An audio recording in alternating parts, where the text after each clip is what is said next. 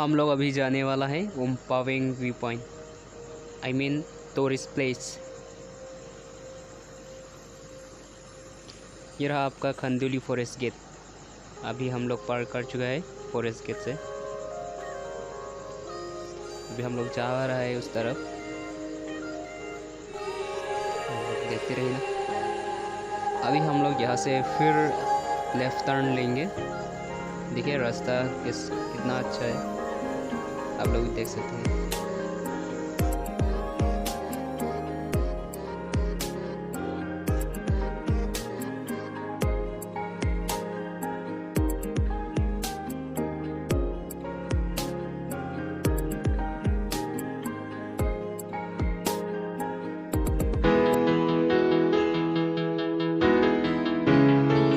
अभी हम लोग पहुंचने वाला है, आसपास ही है, आप पहुंच गए। अभी यहाँ से हम राइट टर्न लेंगे, पहुंचने वाला हूँ इस प्लेस में, ज़्यादा दूर नहीं।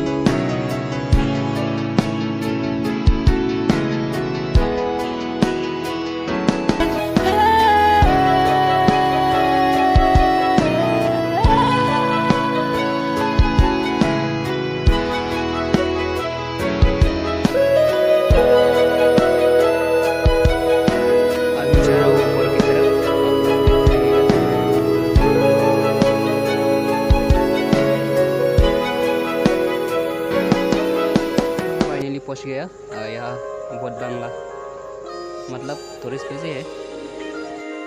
Hello, Karbi Anglong. This is not Assam. This is Karbi Anglong. So